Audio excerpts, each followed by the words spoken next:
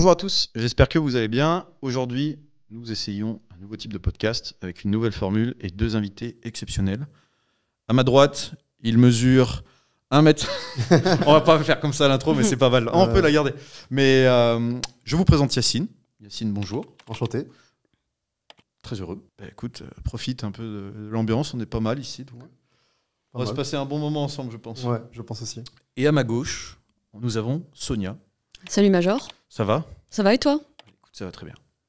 Merci de nous inviter à ce podcast. Ça me fait très plaisir. On va tester un nouveau format, donc n'hésitez pas à nous dire ce que vous en penserez. Vous êtes ici parce que vous avez deux sujets très intéressants. D'un côté, l'immobilier de luxe et de l'autre, l'immobilier de rendement. C'est bien ça. Ok. Et moi, ce que je vous propose, c'est de vite fait nous présenter un peu qui vous êtes, ce que vous faites et comment vous en êtes venu à là, en fait. En 2 petites minutes, si on commence par les dames, je pense que ça ne gênera personne. Tout à fait. Donc moi c'est Sonia, je suis investisseur immobilier à Paris depuis une petite dizaine d'années. Je suis aussi juriste, ancienne avocate au barreau de Paris et au barreau de Londres. Et j'investis à Paris, du coup là j'ai une dizaine d'appartements en ce moment, enfin j'achète beaucoup, je revends beaucoup. Et là en ce moment j'en ai une petite dizaine, je fais du luxe. Ma spécialité c'est d'acheter des taudis et de les transformer. Ouais. Alors pour ceux qui ne l'ont pas suivi sur Insta ou quoi que ce soit, croyez-moi, quand elle parle de taudis, on est dans ça, exactement dans ça. Ok, bah merci beaucoup. Et Yacine ? Moi, c'est Yacine. Donc, je suis investisseur immobilier depuis 5 ans. J'ai commencé en 2018. Et moi, je suis sur une stratégie à haut rendement. C'est-à-dire que j'achète des biens qui génèrent beaucoup de cash flow. Donc, j'ai démarré par de la colocation. Et ensuite, j'ai enchaîné sur des immeubles de rapport. Et là, dernièrement, j'achète un lotissement de maison de 15 lots. Donc, voilà, pour scaler. Et là, j'ai pris une vingtaine de lots et avec les 2 derniers projets, j'arriverai à une 40aine de lots. Dont un pâté de maison, il faut le préciser, c'est important. Sur 2 rues. Ok, de toute façon, ça tombe bien, c'est la question qui va suivre, c'est de savoir comment vous avez été amené à être piqué par l'immobilier. Très bonne question. Moi de mon côté, c'est surtout, en fait, j'ai été drivé par la sécurité. Moi, c'est mes parents qui m'ont inspiré. Ils ont acheté une maison, ils l'ont retapée, et puis ensuite, ils ont eu des difficultés financières. Et ils ont dû revendre leur maison, ils l'ont revendue, ils ont remboursé leur crédit, ils ont remboursé leurs dettes, et ils ont acheté un appartement cash, ce qui fait qu'ils ont eu leur retraite tranquille, sans loyer, sans crédit. Et c'est tout bête, mais moi, ça m'a fait tilt, en fait. Je me suis dit que c'est pour ça que dès que j'ai commencé à travailler, j'ai commencé à acheter. Et moi, je fais ça pour la sécurité, la liberté financière aussi, mais surtout la sécurité. Parce que là, tous les mois, ça te génère du coup du cash flow, ouais. Plutôt confortable. Oui. Ok. Ouais. Tu veux rebondir là-dessus, Yacine, aussi ? Bah écoute, moi, c'est sur. Alors, tu parles sur sur comment tu as été piqué par l'immobilier. Alors, moi, ça part avant tout d'une envie de liberté. Donc, moi, de base, je ne me suis pas lancé pour l'argent, mais plus pour la liberté que ça apporte l'immobilier. Et donc, il fallait que je remplace mon salaire par des revenus passifs. Donc, que je puisse. Que ça génère des revenus quand je dors, quand je suis à l'autre bout du monde, parce que j'adore voyager, j'adore la liberté et passer du temps avec mes proches. Donc il fallait que je sois sur une stratégie agressive. Donc une stratégie agressive, c'est d'acheter de l'immobilier à haut rendement. Donc je me suis laissé piquer par la vague YouTube, voilà, les formations, et ensuite je me suis lancé sur le tas en 2018, ouais, c'est ça. Il y a en personne qui faisait de l'immobilier qui t'a un peu motivé à faire ça, tu as des noms Moi, j'ai beaucoup suivi Yann Darwin. Darwin, ouais. Il m'a beaucoup inspiré, surtout sur la partie appartement meublé, haut de gamme, enfin pas haut de gamme, mais propre pour avoir de bons locataires. Et c'est comme ça que j'ai pu justement acheter mes premières colocations. J'avais aussi des amis un peu autour de moi qui commençaient des colocations. Et à la base, ça ne me tentait pas du tout l'immobilier. Vraiment, je trouvais que c'était pour les personnes un peu plus âgées et ça ne m'a jamais tenté. Et ensuite, quand j'ai vu vraiment le potentiel de cet actif, je me suis dit non, là c'est bon, c'est ça qu'il me faut. Il me faut des revenus passifs, il faut que je remplace mon salaire par une rente et c'est ça qui m'a amené à l'immobilier. Ok. Voilà. Ce qui est vraiment marrant en plus là-dedans, c'est qu'il y a vraiment 3 mondes qui se confrontent. Parce que moi je suis orienté purement dématérialisé, avec les crypto-monnaies, l'immobilier tokenisé, etc. Et ben moi quand j'ai démarré l'immobilier tokenisé, c'est parce que je voyais les problèmes de l'immobilier où je me suis dit, j'ai pas forcément envie de m'embêter avec un locataire, j'ai pas envie de m'embêter avec la gestion administrative, ni avec tous les problèmes que ça suppose pour aller lever des fonds à la banque. Quelle est la meilleure solution pour éviter tout ça ? C'est d'aller faire de l'immobilier tokenisé. Alors c'est vrai que tu n'as pas tous ces problèmes-là, mais le gros intérêt de l'immobilier, surtout en France, c'est de lever de la dette. C'est le levier bancaire. Et clairement, s'il n'y avait pas ça, je pense qu'il y aurait moins d'engouement justement sur l'immobilier physique. Et le but, c'est vraiment de justement faire levier et que le locataire paye, on va dire, les mensualités, les charges, et derrière avoir un excédent de trésorerie à la fin. Donc, dans l'immobilier de luxe, j'imagine que c'est pas ce qui doit manquer. Ouais. Et quand tu as été à la banque pour demander ça, tu avais quoi en apport? En apport, en fait, ça dépend des périodes. Au début, quand j'ai commencé il y a une dizaine d'années, il fallait juste ce qu'on appelle les frais de notaire. C'est à peu près 8% de la vente. Donc ça, c'était au début. Après, entre 2018 et 2022, tu mettais rien, en fait. Quasiment, tu mettais peut-être 7 000 €, etc. Mais après, c'est vrai que surtout quand tu commences à lever de la dette, comme ça a été mon cas, à un moment, tu es obligé de revendre. Donc souvent, en fait, du coup, la banque m'a demandé, m'a demandé de revendre. Donc j'ai vendu des biens, ce qui m'a fait de l'apport. Et sur des projets, j'ai mis plus d'apport. Il y a des projets où j'ai mis 40 000 € d'apport, des choses comme ça. Et là-dedans, il y a eu des gros impacts majeurs dans ta vie d'entrepreneur ou pas, quand tu as dû faire ce genre pas de structure, mais de mouvements financiers? Est-ce qu'il y a eu des gros problèmes sur lesquels tu as été confronté Alors moi c'est particulier parce que j'étais avocat, j'étais blindé. non, mais en fait après c'est vrai, oui j'avais un bon salaire et puis je pense que quand tu te présentes à la banque, voilà t'es juriste, avocate, c'est peut-être plus simple. Et puis aussi j'achète des appartements. Alors que quand on va, j'ai un immeuble par exemple, pour faire financer mon immeuble, c'était différent quoi. Le discours était un peu différent. Mais quand tu achètes des appartements, c'est plus simple. Ouais, c'est plus facile à financer. Donc j'ai pas eu de difficultés dans mes financements. J'ai dû vendre des biens, souvent, pour du coup me reconstituer l'apport et me désendetter et me reconstituer l'apport. Mais à part ça, non, pas de problème particulier. Ok. Et en fait, dans l'immobilier de luxe, le vrai principe, c'est tu sélectionnes un taudis, tu prends une équipe après avec des architectes, etc. Parce que là, je suis bon. Ouais, architecte, je prends pas toujours, c'est très rare, parce que j'aime bien faire ça. Ouais, parce que J'aime bien la déco, j'aime bien. Ok. Ouais. En plus, maintenant, il y a plein d'outils en IA qui te permettent de le faire encore plus vite. Ouais. Ok. Et une fois que tu as sélectionné l'outil, le bien immobilier, l'emplacement, tu fais comment pour trouver les premières personnes qui vont venir à l'intérieur de ce bien? Pour habiter? Ouais. Alors, il y a différentes techniques. Au départ, je travaillais avec des agences spécialisées en immobilier de luxe.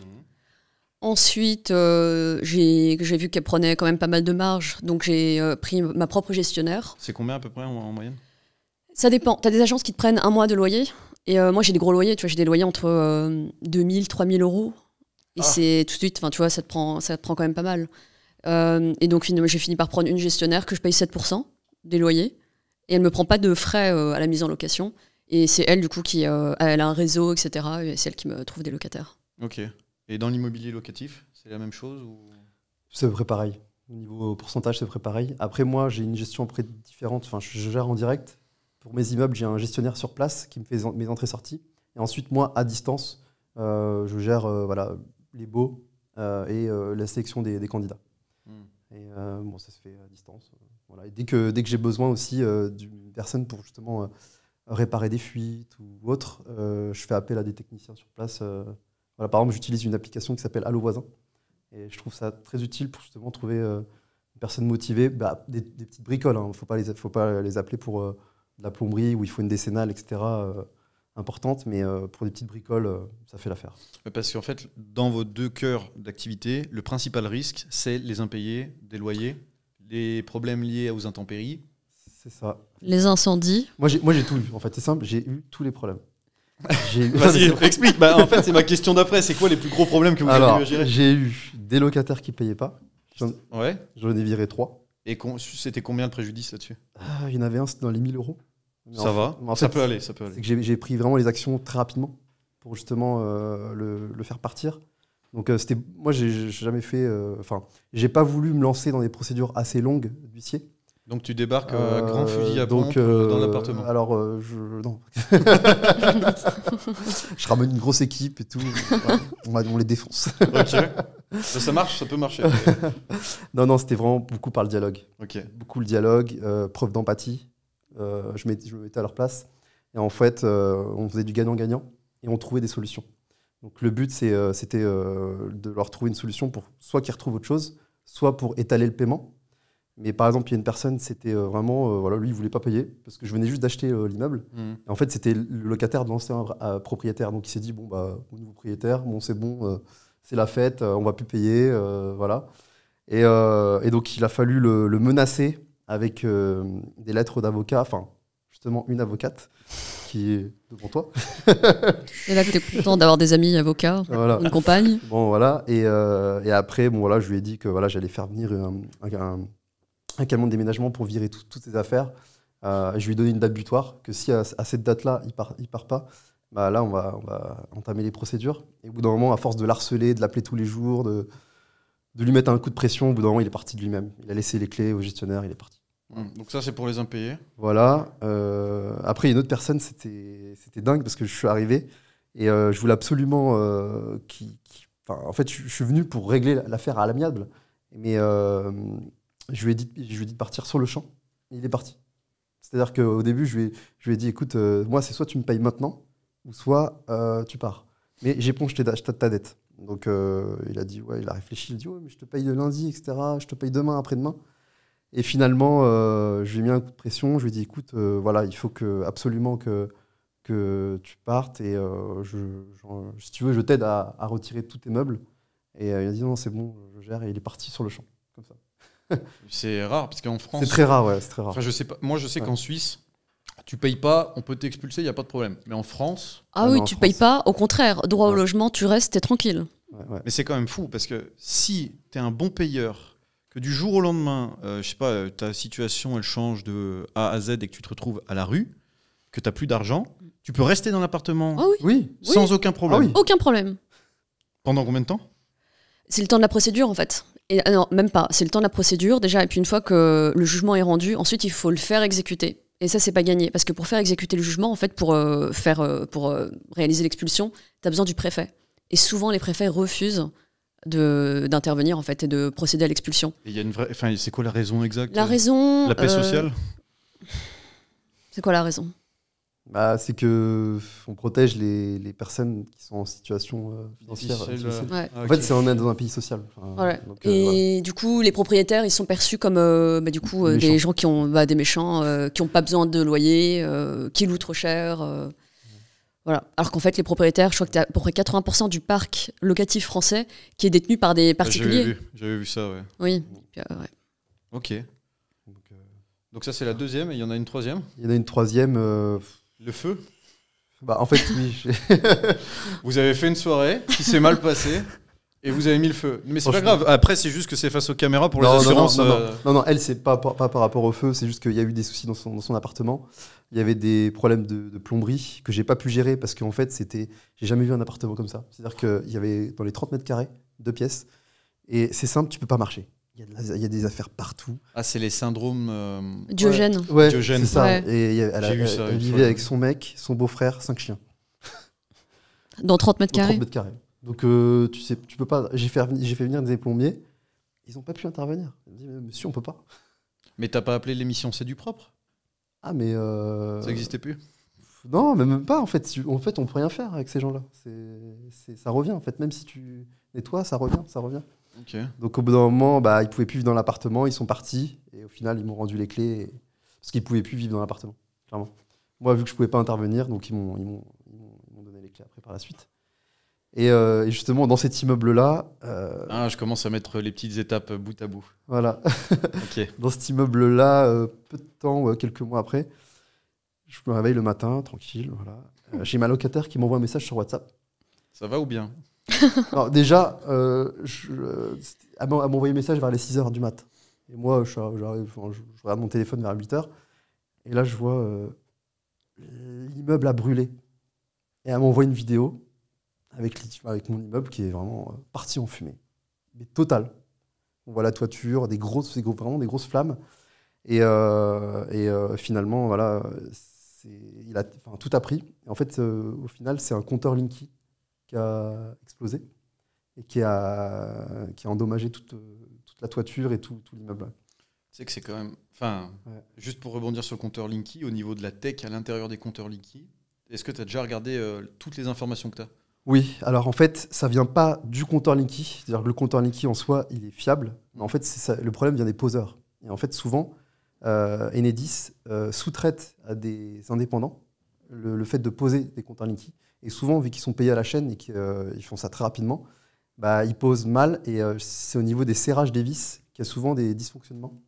Donc, a priori, ça pourrait venir de là, mais on n'a pas encore les conclusions finales. Mais ça arrive très fréquemment. Voilà, il y a eu beaucoup de scandales en France. J'ai même regardé, j'ai vu pas mal de vidéos des comptes Linky qui explosaient. C'est assez fréquent. Ouais. Intéressant. Donc, les amis complotistes font kiffer. Ouais, c'est ça. Donc, heureusement, il n'y a pas eu de dommages corporels. Ils ont réussi à sortir, les locataires. Et voilà, se faire indemniser par leur assurance. Mais moi, du coup, là, c'est en procédure avec les assurances pour avoir une indemnité, pour avoir un nouvel immeuble tout neuf.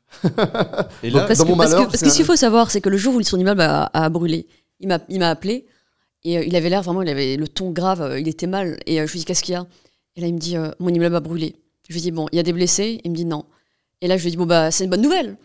Regarde, oui, non, mais c'est ça. Oui, c'est une bonne nouvelle. Tu regardes, bon, je suis navrée, je veux pas avoir l'air de me réjouir d'un incendie, mais en fait, c'est que quand on est bien assuré, quand il vous arrive des galères, en fait, quand on est bien assuré, au contraire, on est indemnisé totalement.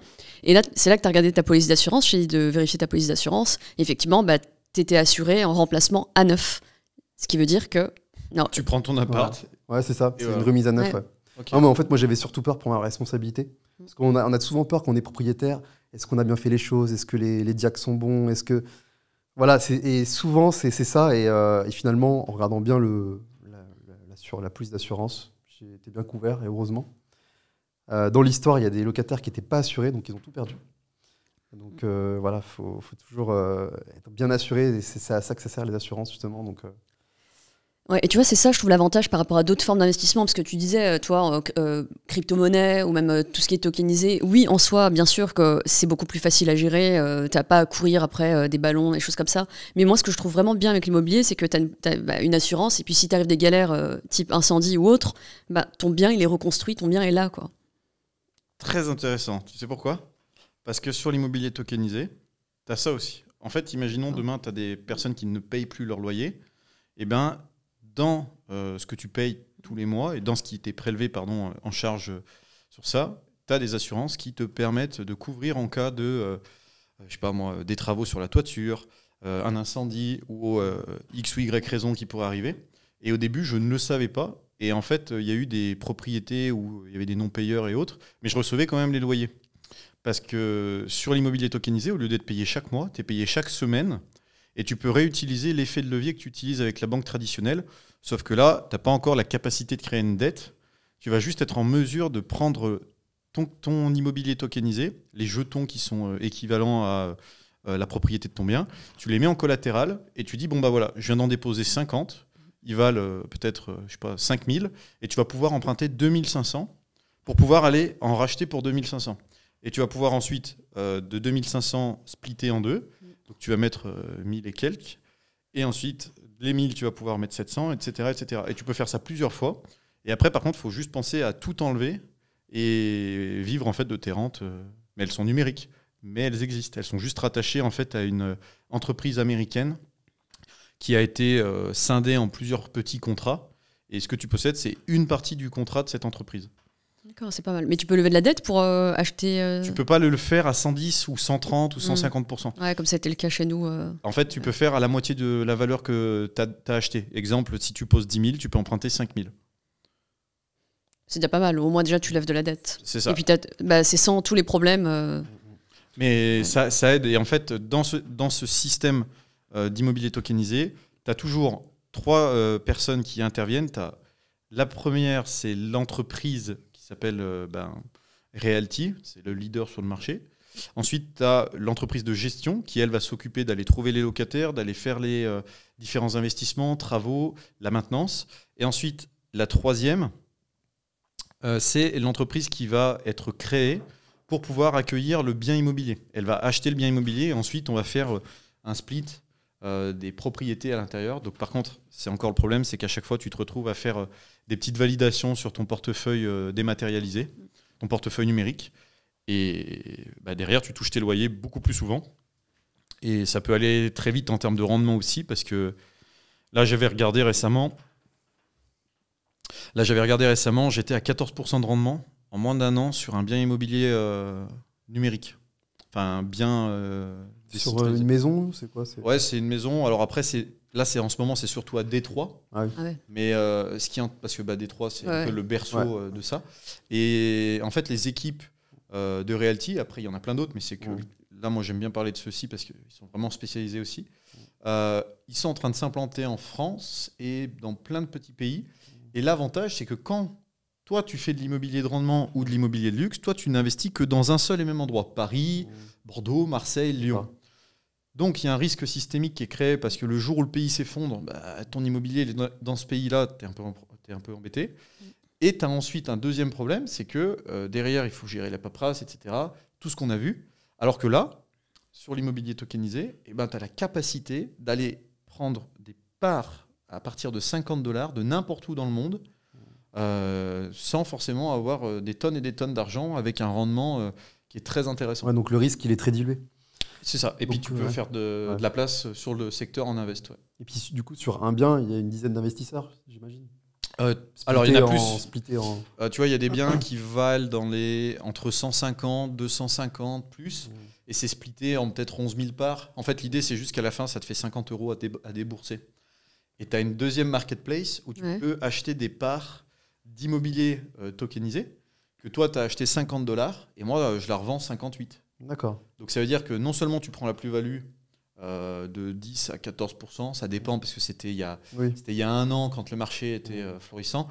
Toujours intéressant en ce moment, mais avec des retours un peu moins élevés. Pour autant, je voulais en venir où avec ça? C'était... Le risque est dilué, 50... Le risque est dilué, tu peux démarrer à partir de 50 € et en plus de ça, tu as la véritable propriété du bien immobilier. C'est-à-dire que s'il y a une action qui doit être faite sur un bien immobilier, toi, tu dois valider cette action pour que tu puisses dire j'autorise à ce que... Si tout le monde ne valide pas, qu'est-ce qui se passe? Alors après, il y a ce qu'on appelle des consensus avec des DAO, etc. Mais c'est juste pour ne pas rentrer dans la technique. Okay. En tout cas, il y a des solutions. Ouais, je vois. Et suite à ça, donc ça c'est le premier point. Et le deuxième, c'est que quand tu as de l'immobilier tokenisé, tu vas avoir ton investissement à 50 €, $50, voilà. Et en deuxième, tu as la capacité de recevoir parfois jusqu'à 10% en token de la plateforme. Donc par exemple, tu déposes 50 000 € annuels pour avoir acheté des biens immobiliers chez eux. Et tu vas payer des frais qui vont être invisibles, mais qui sont quand même présents. Il arrive que ces entreprises te reversent 10% de ce que tu as payé en frais sous forme de tokens. C'est des jetons de crypto-monnaies qui peuvent ensuite fluctuer dans le temps. Donc, c'est des choses qui sont beaucoup plus faciles et malléables que le système traditionnel. Ouais, complètement. Mais je pense qu'ils marchent de pair avec les deux domaines. Ça reste très liquide. Finalement, tu peux facilement revendre ta part. Ouais, c'est ça. Et après, quand il y a des personnes qui cherchent à vendre, c'est une plateforme qui s'appelle Swapcat de nom, je crois, et tu vas mettre que toi, tu veux vendre, et c'est un peu du peer-to-peer. C'est que tu attends que quelqu'un vienne te dire, moi, je veux l'acheter. Mais après, dans le temps, et je pense dans les 5 à 10 ans qui arrivent, on va vraiment avoir des technologies qui vont nous permettre d'amener un maximum de liquidité en un minimum de temps. Et l'immobilier tel qu'on le connaît, que ce soit dans le rendement ou le luxe, va être accessible à tout le monde, n'importe où dans le monde, et tout le monde pourrait être propriétaire pour une infinie partie de ce qu'ils auraient payé d'habitude. Ouais. C'est très intéressant. Ouais. Donc, ça va changer beaucoup de choses dans le marché. Et moi, j'avais une autre question par rapport à ça. Cette fois, elle est plus pour toi. C'était encore une fois sur l'immobilier. Il y a Paris, qui est la capitale internationale, forcément. Mais est-ce que le marché parisien comporte des particularités que les autres villes en France n'ont pas? Ouais, très bonne question. En fait, alors, il y a très très peu d'investisseurs qui sont actifs sur Paris. Pourquoi? Parce que même quand je rencontre d'autres investisseurs ou que je dis que j'ai investi à Paris, la première question c'est c'est rentable, tu fais du rendement, vraiment, enfin voilà. Et en fait, oui, il y a des particularités, c'est que quand tu investis à Paris, t'as pas de cash flow mensuel. Tu vois, par exemple, toi, Yas, t'achètes tes immeubles, t'as ton cash flow mensuel, etc. On va dire que ton revenu tombe immédiatement. À Paris, il faut être un peu plus patient. Et je pense que de toute façon, c'est le cas en immobilier. C'est-à-dire que quand tu achètes à Paris, à long terme, déjà, il faut avoir une vision long terme. Et quand tu achètes, tu sais quasiment, t'es quasiment certain à 100% que quand tu revendras ton bien, que ce soit dans 5 ans, tout dépend des périodes, mais que ce soit dans 5 ans, 10 ans, tu es quasiment certain que ton bien va presque doubler de valeur. En tout cas, moi, ça a été le cas quand j'ai commencé à investir il y a une dizaine d'années. Parce que j'achetais 6 300 du mètre, 6 300 € du mètre carré. C'est comme ça, nous en France, je ne sais pas si vous en Suisse comment vous calculez, mais nous, on se réfère beaucoup au mètre carré. Je les ai revendus 5 ans plus tard à 11 700 du mètre. Et les tickets, tu vois, par exemple, j'ai acheté un taudis, j'avais acheté un taudis en 2015, j'avais payé, je crois, 166 000 €. J'avais fait 22 000 € de travaux, donc le tout m'était revenu à peu près, je crois, 210 000 ou maximum 220 000. Et je l'ai revendu 5 ans plus tard, 322 000. Donc, du coup, quand tu investis à Paris, tu fais pas ton cash flow tous les mois. Tu peux, alors il y a plein de techniques, ceux qui sont intéressés, vous pouvez me suivre du coup sur Instagram, Sonia Deram, je vous explique tout. Mais quand tu investis, au départ, si tu fais les choses sans réfléchir, oui, tu es en négatif. Mais après, il y a des techniques pour du coup être bénéficiaire. Donc moi, j'arrive à avoir un cash flow. Ça dépend des appartements, mais j'arrive à en avoir. Mais dans tous les cas, je fais l'argent à la sortie. Par contre, c'est vrai que par rapport au rendement, là où le rendement, tu fais ton cash flow tous les mois, c'est vrai que le problème du patrimonial, le problème de Paris, c'est que le marché n'est pas toujours haussier. Sur le long terme, il est haussier, mais tu as des périodes de baisse, comme en ce moment. Quand tu investis sur le S&P 500. C'est ça, ouais, exactement. Et donc, c'est juste là, en tout cas, il faut juste être conscient du cycle dans lequel on est et adapter sa stratégie. Par exemple, là, ces dernières années, les prix avaient complètement gonflé et c'était le moment idéal pour vendre. Là, en ce moment, les prix baissent et c'est le moment idéal pour acheter. Donc, moi, je continue d'acheter. Et ce qui est intéressant, c'est que donc, Paris, tu as cette particularité-là. Donc, en fait, tu achètes à long terme, tu es sûr de faire une plus-value, et ce qui constitue ton cash flow. Mais ce qui est encore plus intéressant, c'est que dans le luxe, et c'est pour ça que moi, je me suis tournée dans le luxe il y a peut-être 3 ans, c'est que dans le luxe, l'avantage, c'est qu'en fait, tu es hors marché. Tout est hors marché. Oui, mais les gens n'ont pas les mêmes portefeuilles aussi. Ouais. Exactement, les gens n'ont pas les mêmes portefeuilles et les gens veulent du confort, quoi. Donc, ce qui fait que moi, je fais des appartements vraiment tout confort, luxueux, etc. Et mes clients, j'ai des clients qui veulent du confort et qui sont prêts à payer le prix pour ça. Donc, tu es vraiment hors marché. Tu as une approximation à me donner des prix en moyenne, le prix le plus bas que tu as acheté versus lequel le plus élevé tu as revendu? En achat ou en revente? En achat. En achat, le plus bas, c'est l'exemple que j'ai donné, 166 000 €. 160, ouais. Ok. Et le plus élevé, du coup Le plus cher que j'ai acheté? Ouais. C'est celui que je viens d'acheter. Et il fait combien, lui? Alors, lui, c'est vraiment le plus cher que j'ai acheté. Je crois que je suis à 11 400 du mètre. Mais, donc dans le secteur des Champs-Élysées, où tu es en moyenne entre 12 000 et 18 000. Plutôt en moyenne 12 et 15, mais luxe 18. Le mètre carré. Le mètre carré, ouais, c'est ça. C'est que donc, là, tu vois, c'est ça. La table. Ouais, alors peut-être pas. Mais... Toi, là où t'es assis. Là où je suis assis. Là, ouais. Là, tu vois, on est dans le deuxième. Là, les gars, ça coûte. Là, dans le deuxième, c'est cher. Ouais. Là, t'es assis sur 12 000 €. Là, je suis sur 12 000 €. Ouais. Ça va bon? C'est bon pour vous? C'est ça. Ouais. Et du coup, ouais, donc. Et quand tu es dans le luxe, du coup, c'est décorrélé. Donc là, en l'occurrence, l'appartement... Moi, j'ai déjà un appartement, du coup, dans ce secteur-là, sur les Champs-Élysées. Pareil, que j'ai acheté pas cher, que j'ai acheté 10 600 du mètre. C'est pas cher pour le secteur.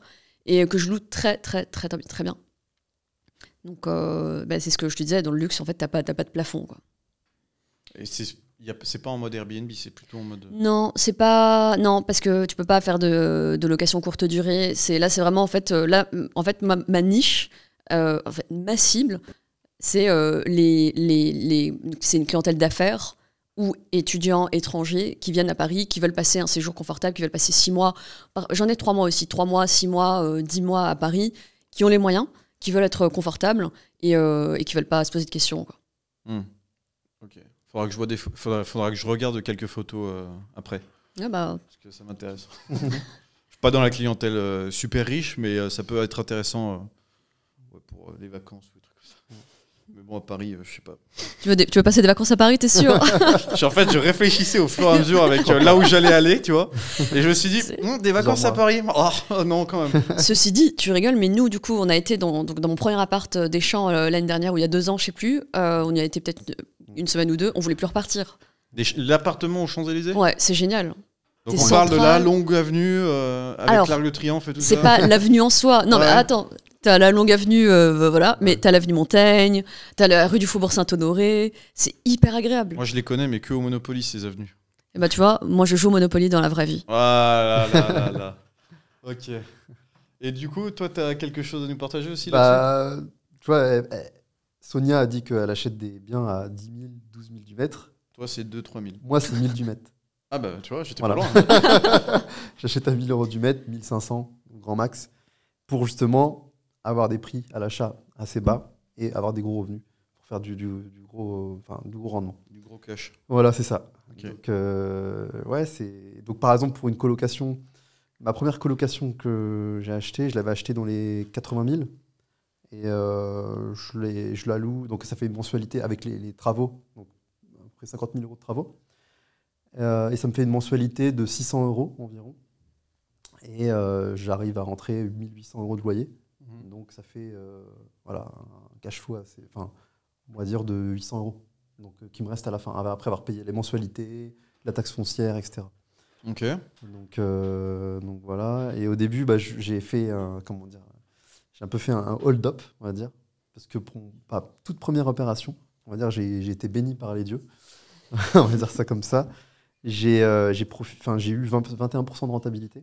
Sur un bien? Ouais, sur un bien, mais sans l'avoir cherché. Alors, pour ceux qui ne savent pas exactement ce que c'est juste énorme. Enfin, en moyenne, on tourne plutôt à 3-7%. C'est ça. Et encore, après, c'est en net, hein, je parle. Mais... Ouais. En fait, c'est un appartement que j'ai transformé en 4 chambres.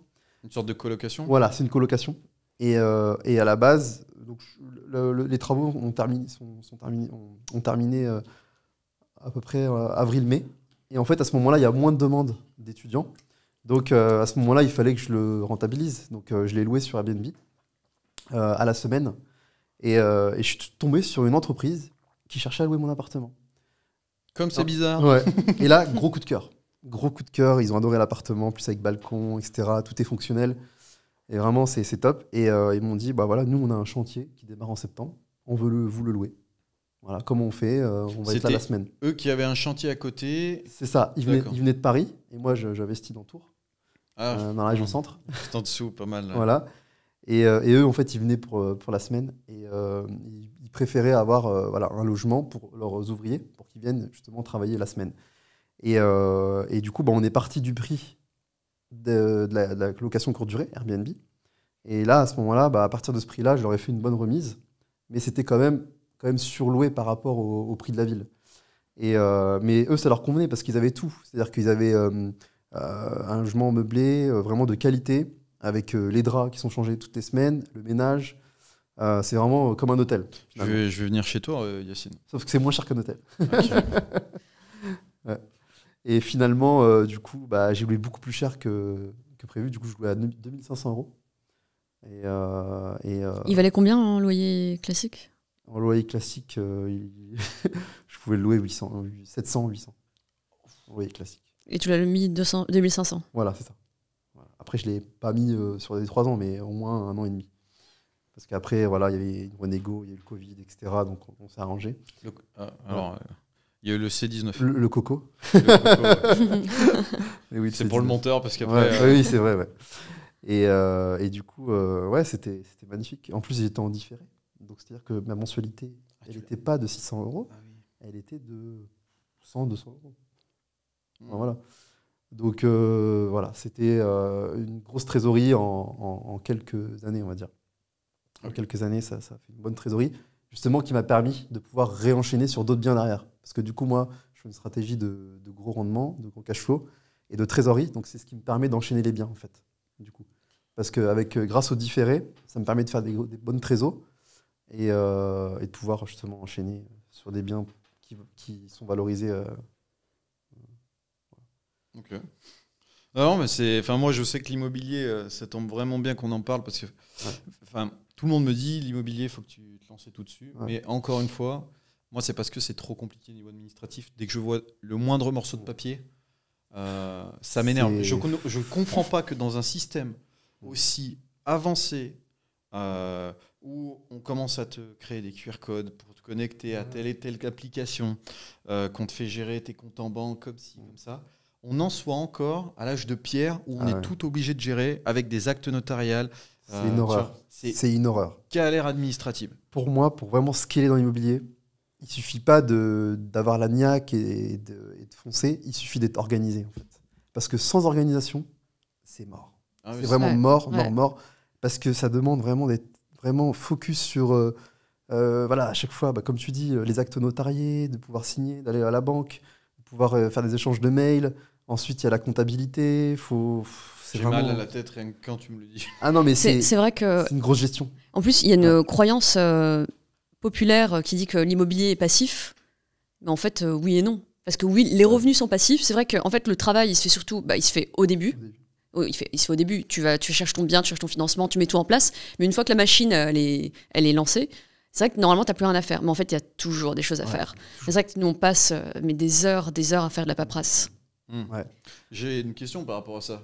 En fait, l'immobilier, on voit souvent les formateurs en ligne, notamment dire copie, colle, clic. Et voilà, enfin bref.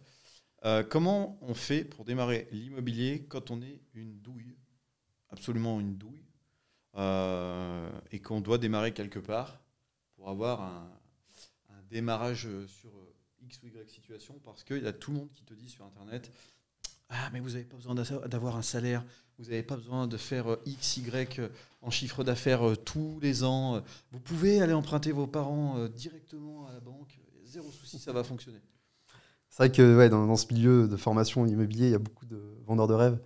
Et dans les faits, c'est vraiment beaucoup plus complexe que ça. Et la situation idéale, c'est vraiment d'avoir un CDI et même d'être fonctionnaire. Ça, c'est vraiment le stade au-dessus. Les banques adorent ça. Les banques adorent ça. Ouais, mais en fait, juste d'avoir un job, en fait, juste d'être en CDI. Ouais. Indépendant, tu peux pas. Si, moi j'ai démarré quand j'étais indépendant, j'étais en libéral. En fait, juste tu montes tes bilans, mais par contre, il faut 3 ans. Tout dépend, encore une fois. En fait, chaque banquier va être différent, surtout que tu as des banquiers qui ont une délégation, tu as des banquiers qui ont le pouvoir de décider eux-mêmes à leur niveau s'ils vont te faire ton prêt ou pas. Mais en général, on te demande 2 à 3 bilans. Ouais. Ok. Et ça vient de me rappeler une anecdote. J'ai un confrère qui s'appelle Luc Tillier, qui fait de l'immobilier aussi. Qui fait de l'immobilier, qui est implanté là. Enfin, il vit au Portugal, mais il a un joli petit patrimoine immobilier sur la France. Il a mis en place, on parlait des impayés tout à l'heure, je ne sais pas si tu te rappelles. Et ben, il a mis en place un truc hyper smart. Je ne vais pas donner la sauce secrète, mais je vais juste donner le contexte. En fait, le problème, c'est que quand tu prends quelqu'un dans un appartement, tu ne connais pas l'historique. Savoir si le gars, il paye bien, s'il est propre. C'est des trucs vraiment basiques, tu vois. Et tu te retrouves des fois à avoir un appartement qui est complètement dégueulassé parce que il est évident que quand tu vas chez quelqu'un, tu dégueulasses tout le temps tout, parce que c'est pas chez toi.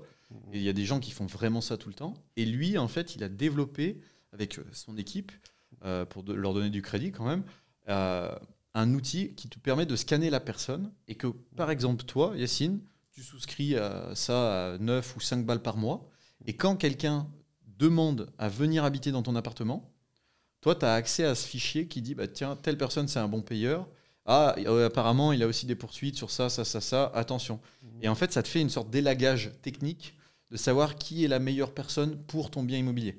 Et dans une masse de dossiers que tu vas recevoir, lui, il va être capable de te trier et de dire attends, lui, c'est un bon payeur, il a une famille de 4 enfants, en plus de ça, ils sont jeunes, donc, tu vois, et il n'y a pas la CAF, tu vois, il y a plein de choses comme ça. En fait, c'est des stats, finalement. Il se sert de stats. Et les statistiques, elles sont disponibles sur DataGouv. D'accord. C'est un site du gouvernement qui doit certainement utiliser. Après, le fonctionnement réel de l'outil, je ne le connais pas. Je sais juste qu'il a développé ça et que ça marche du tonnerre. Je vous en parlerai peut-être en off après. Ouais. Si je le retrouve, je le mettrai dans la description en attendant, où les équipes s'en occuperont. Mais c'est incroyable comme outil.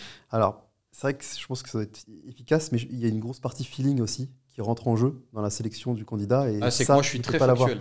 Oui. On l'a déjà remarqué tous les deux sur la discussion, mais moi, je suis très factuel. Ouais, je sais, ouais, c'est de l'algo, mais il y a aussi une partie feeling quand même, et de présentation. Une partie de présentation de l'apparence, finalement. Détrompe-toi, parce que donc moi, ça fait longtemps, ça fait 10 ans que je sélectionne des locataires. Bon, plus maintenant, j'ai une gestionnaire. Et en fait, tu as des surprises et tu peux jamais savoir. Tu as des gens qui présentent bien, qui sont tout gentils, tout polis. Mais en fait, moi, ceux qui m'ont rendu des appartes les plus cracra, c'était des gens qui présentaient très bien, qui était très gentil au départ, et en fait, tu peux pas savoir d'avance, quoi. Par contre, moi, donc, toi, t'es factuel, toi, t'es sur l'intuition, et moi, juste, j'observe. En fait, quand, à l'époque, je sélectionnais des locataires, en fait, je voyais, t'as des indices. Si la personne, elle est chiante, si elle te fait des histoires, moi, par exemple, si j'ai un locataire qui direct me demande, je sais pas, pouvez-vous me donner le numéro de point de livraison ? Le point de livraison, en fait, c'est en gros, c'est le tableau électrique qui indique que ton appartement est officiel et que c'est pas une division officieuse, enfin que c'est un vrai appartement. Donc ça, c'est dans mon immeuble, du coup, à la campagne, en Ile-de-France. Et 2 fois, ça m'est arrivé que des candidats, du coup, me demandent ça. Et direct, je sais que personne n'a problème, en fait. Parce que pourquoi poser cette question dès le départ ? En plus, ça se passe pas comme ça. C'est d'abord le propriétaire qui sélectionne le dossier, qui demande les pièces officielles, etc. Mais en fait, tu as juste des petits indices de chiantitude. Ok, bah ça c'est pour la partie immobilier. J'ai une petite idée là sur la fin. Quelles seraient les discussions que vous aimeriez avoir qui ont un rapport indirect ou direct avec l'immobilier entre nous comme ça sur des points de vue qu'on pourrait échanger ? Ouais, non mais j'ai dit, moi ici, on se pose des questions, tu vois. Ouais. Mais en lien avec ton... Non, pas forcément, ça peut juste être des choses sur lesquelles on ouvre une discussion. Parce que, en fait, dans tous les podcasts, les gens ont déjà eu la valeur qu'ils voulaient, du style, alors comment tu démarrais l'immobilier si tu avais 0 €? Là, l'idée, c'est simplement d'aller creuser un peu dans vos 2 esprits, un peu plus cartésiens, un peu plus émotionnels, etc., tu vois, pour voir ce qui s'y cache. Et créer un peu de peps. C'est vrai que c'est un sujet assez vaste. Moi, j'ai déjà oublié la question. Est-ce que tu peux reposer La question, c'est quelles seraient les choses que tu aimerais qu'on discute, qui n'ont pas été vues dans ce podcast, qui peuvent avoir un rapport direct ou indirect avec l'immobilier, ou qui peuvent être liées à l'entrepreneuriat en général, sur des questions. Exemple, qu'est-ce que tu penses de Dubaï ? Tu vois ? Ah, ça, c'est un exemple, tu n'as pas le droit de l'utiliser. Non, tu ne peux pas t'appuyer là-dessus. Qu'est-ce que tu penses de la France ? Elle aime bien la question. Ah, ok. Non, c'est une vraie question ? On va pas être négatif. C'est une vraie question. Qu'est-ce que tu penses de la France ? Moi, je pense que la France a perdu un peu de sa splendeur. Elle a perdu de sa splendeur parce que moi, il y a quelques années, je suis parti de la France et je suis allé m'implanter en Suisse. Pour une raison simple, c'est qu'à l'époque, je faisais un petit peu des statistiques, des analyses et tout, et je m'amusais avec ça. Et je me suis dit, tiens, on va récupérer des infos sur l'évolution potentielle de la France. Et sur un modèle prédictif, sans rentrer dans les détails, tu avais la France qui, dans les 10 ans, donc c'était il y a ça fait 6 ans que je suis en Suisse, c'était dans les 10 ans, avait potentiellement des chances d'avoir pas un effondrement économique, mais d'avoir une vraie période de basculement. Comme ça a été le cas un petit peu en Grèce, parce que l'Europe allait certainement pas faire les bonnes choses au bon moment, et la France allait s'en prendre plein la figure.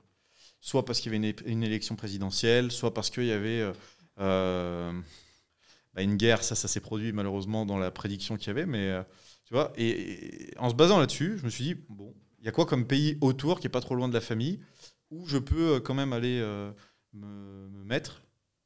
Et en fait, c'est là où est apparue la Suisse. Et quand j'avais commencé de regarder ça, au même moment, j'étais actif sur Twitter. C'est pour ça que les gens sont tous sur LinkedIn, mais sur Twitter, il y a un vrai marché. Les gens qui ont la capacité d'aller sur ce type de réseau, lâchez-vous et faites-vous plaisir, parce que c'est incroyable. Il y a beaucoup de personnes qui valent de l'or sur ce réseau. Mais quand on est une personne qui vient de LinkedIn avec le bagou de LinkedIn, où il faut tout le temps en faire des caisses et autres, quand tu arrives sur Twitter, la première semaine, tu te fais exploser. Donc, il faut juste être prêt. Et à ce moment-là, donc, j'étais actif. Il y a quelqu'un qui me dit, tiens, ton profil nous intéresse. Quelqu'un que j'avais vu il y a quelques années en arrière. Il me dit, j'ai un poste pour toi. Viens voir. Et puis, j'y ai été. Au même moment, moi, mes crypto-monnaies, elles commençaient à prendre un peu des couleurs. Et au final, le poste m'a plu. Les crypto-monnaies ont pété. Je m'y suis installé. Et quand je regarde maintenant ce qui se passe, en fait, je m'aperçois que c'était une vision qui était un peu biaisée parce que j'étais dedans, je vivais en me disant putain, c'est mon pays, etc. Alors que maintenant, j'ai une position méta depuis la Suisse. Ça veut dire que je regarde d'un air un peu amusé tout ce qui s'y passe et je vois ça un peu comme une énorme boîte dans laquelle on met des situations avec plein de gens qui bougent à droite à gauche et on regarde un peu ce qui se passe et on se dit tiens, ils ont fait ci, ils ont fait ça, c'est drôle. Voyons jusqu'où on peut les pousser avant qu'ils craquent. Ouais, tu te sens moins impacté finalement par les éléments. Mais pour autant, ça me rend un peu triste de voir que y a eu d'énormes efforts qui ont été faits depuis des années pour entretenir et c'est pas des discussions racistes, loin de là, mais il y a eu d'énormes efforts qui ont été faits pour entretenir le patrimoine, la culture, etc. Et au fur et à mesure des années, ça a tendance à disparaître. Et c'est pas négatif, c'est juste que la culture qui a été construite depuis des années par l'évolution, elle a toujours été présente en France et elle va continuer de se développer sous un autre joug. Pour autant, c'est un petit peu de la nostalgie de se dire bon bah voilà, mais il faut savoir l'accepter et se dire bon bah très bien, c'était comme ça il y a quelques années, maintenant voilà. Ouais, c'est vrai que c'est un grand tournant, mais après je pense que les mentalités évoluent et je pense que dans tous les cas on pourra retrouver une situation stable. Et je pense que pour moi le changement ça vient de chacun en fait, c'est individuel. Et je pense que si chaque personne arrive à évoluer, je pense que on aura un impact sur le reste. Mais voilà, je pense qu'il faut pas, dans tous les cas, on peut pas se contrôler sur ce qu'on peut pas, enfin sur ce quoi on n'a pas de contrôle finalement. Moi, je suis pas d'accord sur un point. Ah oui ? Sur le changement Pourquoi ? individuel. Pourquoi ? Parce qu'en fait, à partir du moment où tu as dans la tête l'envie de tout brûler et que tu as une haine sans foi ni loi pour quelque chose, si cette haine, elle vient toucher d'autres personnes, vous allez former un groupe. Ce groupe va commencer à alimenter d'autres personnes et ça va constituer une base communautaire qui va être suffisamment forte pour conduire à un vrai élan de gros problèmes. C'est pour ça qu'en fait, je te disais que j'étais pas forcément d'accord là-dessus. Ouais, je vois ce que tu veux dire. Ouais. C'est vrai que, mais après, il faut voir quelle action on peut prendre parce que j'ai l'impression que ça peut pas être changé. Et c'est surtout qu'en fait, il faut lire les événements actuels à la lumière de l'histoire de la France. Et c'est aussi, malheureusement, en fait, aujourd'hui, on arrive à une situation où la France est malade. Elle est malade et elle doit se réconcilier avec son passé et avec tous les Français et avec tous ses citoyens. Et qu'est-ce que tu conseillerais comme antibiotique ? L'antibiotique, d'abord, le premier, c'est d'avoir un leader qui a une vision forte, un leader un leader qui a une vision forte et qui a la capacité de rassembler tout le monde. Et la France est malade, mais aussi ses institutions sont malades. Parce qu'aujourd'hui, on n'a pas malheureusement un ou des leaders politiques qui ont cette capacité de rassembler tout le monde et de diriger tout le monde vers l'avenir, vers la construction d'un avenir serein et paisible pour tous. Et dernière chose aussi, en fait, c'est aussi la prospérité qui fait la paix. Et plus une société est contractée, plus une société vit des frustrations économiques, c'est le cas aujourd'hui, et plus la société va avoir tendance à se fragmenter, à se communautariser. Donc la solution, elle est double. C'est d'abord d'avoir un leader qui a une vision, et ensuite d'apporter la prospérité économique à tout un chacun. Je voulais rebondir, mais là, au niveau de la prospérité, j'ai un peu du mal à tout de suite voir ce que je peux dire là-dessus, parce que... après, c'est le bien-être économique. Si tu prends, par exemple, en fait, c'est la base de tous les conflits, elle est sur le fait que chacun ne se sent pas à l'aise. Et pour se sentir à l'aise, la première chose, c'est d'avoir suffisamment à manger, d'avoir un toit, d'avoir des opportunités professionnelles. Et tu vois, tu parlais de ces gens qui ont envie de tout brûler. Mais pourquoi ? Parce qu'en fait, ils se sentent exclus de la société.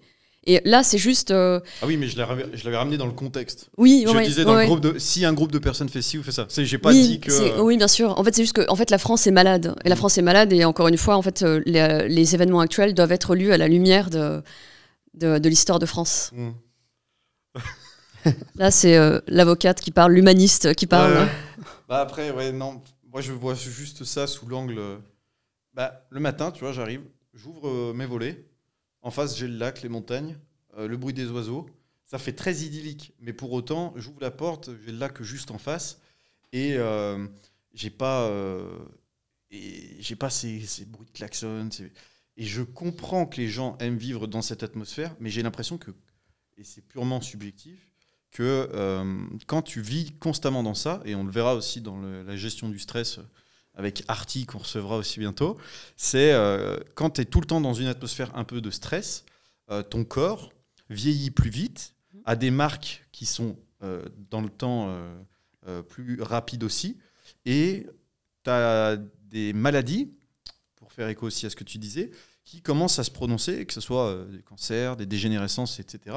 Et c'est pour ça que moi, je préfère ce petit cadre qui, certes, est un peu éloigné de tout, où, oui, c'est plan-plan, parce que à Dubaï, c'est l'explosion, tout le monde va très très vite. À Paris, c'est aussi the place to be. Mais la Suisse, ça fait quand même des années que les mecs, ils n'ont pas dévissé d'un pouce. Ils ont toujours une stabilité économique. Le cadre est fantastique, même s'il fait mauvais 7 mois dans l'année. Mais voilà, dans l'ensemble... Et je pense aussi c'est que les gens, ils n'ont pas le choix que d'être dans la région parisienne pour travailler. C'est la capitale, donc il y a un bassin économique qui fait que les gens sont obligés d'être là, en fait. Donc ils n'ont pas d'autre choix. Mais c'est vrai que tu as raison, on vieillit plus vite, il y a plus de stress, il y a plus... Et du coup, ça crée un climat un peu anxiogène. En plus, voilà, avec les transports, avec pas mal de choses qui font que c'est pas une qualité de vie agréable. Mais bon, après... là, moi, je sais pas si je vais... Enfin, on verra ce qu'on fait avec ça, mais ouais. je suis récemment retourné dans ma famille pour un événement, c'est une fête du village. J'y étais, j'ai vu les classards, ceux qui sont avec moi, etc. Plus d'autres personnes que j'ai pas vues depuis des années. Et j'ai vu l'effet à la fois de l'alcool, parce que j'en consomme pas, de la cigarette, et puis de tous les maux que je t'ai décrits là, du stress du travail, etc. Et du cadre. Et en fait, les gens ont vieilli carrément plus vite. Et quand j'ai été dans ce groupe de personnes, on m'a tous dit « Waouh, t'as l'air plus ou moins... t'as l'air bien, qu'est-ce que tu fais en sport, etc. » Mais foncièrement, c'est juste que écarter du stress, pas de consommation d'alcool, pas de consommation de drogue, et un environnement sain. Et c'est un peu comme quand tu prends une fleur dans un vase et que tu viens mettre une cloche dessus, tu la laisses fermer, finalement elle crève. Ouais. Et l'environnement, il est super important sur la qualité de vie et sur notre santé. On s'en rend pas compte, mais c'est hyper important. C'est pour ça que nous, on prend pas mal de... Enfin, on adore voyager, donc finalement, à Paris, on n'y est pas spécialement très souvent, surtout pour le réseau, pour développer nos business. Mais justement, des fois, on va même travailler dans des lieux un peu sympas, comme des hôtels un peu prestigieux, pour se retrouver dans un cadre à peu près cool et de pouvoir aussi voir autre chose, d'avoir une autre mentalité. C'est ça aussi le voyage, c'est de s'ouvrir l'esprit et de justement être revigoré de l'intérieur. Et je pense que c'est très important. On va dire que le cadre idéal, c'est d'avoir un camp de base à Paris pour faire de l'entrepreneuriat, des réseaux business, mais de voyager autant qu'on veut, d'être libre de voyager pour justement ne pas être ancré dans cette vie parisienne qui nous ronge finalement. Donc, je peux parler pour toi. Hein. Moi, personnellement, j'adore Paris. Oui. Ah ouais, moi je sais que t'aimes Paris, c'est pour ça que j'ai décidé. En fait, je suis parisienne. En fait, c'est comme tout. En fait, tu t'habitues à ton environnement. Moi, personnellement, je suis née à Paris, j'ai grandi à Paris, j'ai tout fait à Paris. Et en fait, tu t'habitues à ton environnement, l'environnement dans lequel t'es né. Absolument. Ouais. Ok. Je vais juste conclure là-dessus, parce que après, c'est vrai qu'on pourrait en parler longtemps, mais dans l'ensemble, merci beaucoup à tous les deux d'être venus. Merci à toi de nous inviter. Je pense merci de nous avoir invités. Avec plaisir. C'est très cool. C'est un premier test, donc n'hésitez pas à nous dire ce que vous en avez pensé. Sonia, je te laisse donner le nom de ton Instagram ou des endroits où on peut te suivre. Ouais. Vous pouvez me suivre sur Instagram. Moi, c'est Sonia Deram. Sur TikTok aussi. Et vous suivrez toutes mes aventures. Je partage tout ce que je fais. Et en ce moment, j'ai un super chantier du coup sur les Champs-Élysées que je viens de démarrer. Et je vous partage toutes mes aventures. Voilà. Il y a des fois des petits problèmes avec des stores. Des stores et des artisans. Et Yacine, aussi sur Instagram ? Ouais, moi c'est Yas Traveler. Parce que je suis un grand voyageur. Avec 2 L. Okay. Et moi je partage mon lifestyle, mes voyages, de temps en temps aussi un peu d'immobilier. Et mon réseau d'entrepreneurs. T'étais à Nantes là récemment. Ouais, partout. Bon, merci beaucoup à tous. C'était une vidéo où on va tester un petit peu ces ambiances et tout. Vous nous direz ce que vous en pensez dans les commentaires. Merci à tous d'avoir été là. Je vous dis à très bientôt. Fin de transmission.